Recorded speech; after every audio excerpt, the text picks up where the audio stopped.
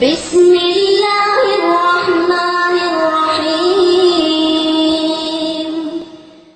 بندہ تاریخ دندر ہر کردار نرالا ہے تو رب دی اصلاح میرے دا ہر شہکار نرالا ہے اس گلشن دیا جان بازاں تو ہر بات گھبرایا ہے.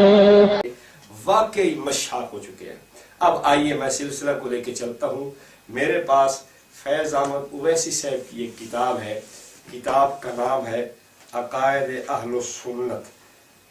اس کتاب کے اندر صفحہ نمبر 14 کے اوپر اویسی صاحب نے ایک بات لکھی ہے، وہ بھی آپ ملاحظہ فرمائیں.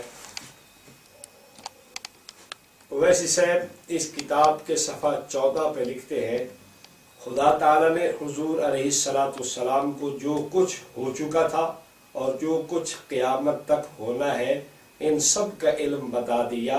اسے علم غیب کلی کہا جاتا ہے. اب آئیے اویسی صاحب کے بقول اللہ رب العالمین نے نبی پاک صلی اللہ علیہ وسلم کو جو علم دیا اس علم کا نام علم غیب کلی ہے. اب آپ کہیں گے کہ اس کے متعلق کیا بات ہے. یہ میرے پاس ایک کتاب موجود ہے، یہ ان کا ایک رئیس التحریر ہے اور یہ اس کو بہت بڑا اپنا آدمی کہتے ہیں.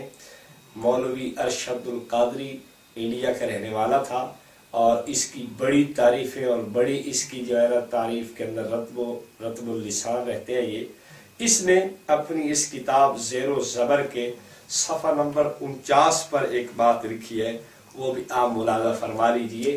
اس زیر و زبر والے نے اپنی کتاب زلزلہ کے اندر اور زیر و زبر کے اندر علماء دیوبند کے لیے بہت بڑا ایک جال بنایا تھا، لیکن خدا ذوالجلال کی یہ ایک تقسیم تھی کہ من حفر حفیرا کان حتفہ فی، جو کسی کے لیے کوئی کنواں کھودتا ہے خود ہی اس کے اندر جا کے گرتا ہے. اب آپ دیکھیے کہ جناب یہ ارشد القادری کیا لکھتا ہے. کہتا ہے کہ جہاں تک مطلقاً ذاتی اور کلی علم غیب کا سوال ہے تو وہ ہمارے نزدیک بھی غیر خدا کے لیے ثابت کرنا شرک ہے. اب آپ دیکھیے کہ فیض احمد اویسی کہتا ہے کہ نبی پاک صلی اللہ علیہ وسلم کے علم مبارک کا نام علم غیب کلی ہے، اور ارشد القادری کہتا ہے کہ غیر اللہ کے علم کو کلی علم غیب کہنا یہ شرک ہے. اب آپ بتائیے رضاخانیت ساری کی ساری شرک کے اندر مبتلا آپ کو نظر آئے گی؟ یہ ہمارے بقول نہیں، یہ فیض احمد اویسی صاحب کے اوپر فتویٰ زیر و زبر کا ارشد القادری لگا رہا ہے. اور ارشد القادری کہتا ہے کہ یہ جو علم غیب کلی کسی کے لیے تسلیم کرنا خدا کے علاوہ یہ تو ہم شرک سمجھتے ہیں.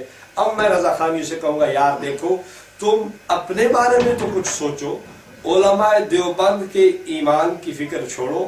الحمدللہ وہ کل بھی مومن تھے، آج بھی ہے، اور قیامت تک خدا ذوالجلال کو ان کا ایمان محبوب ہے.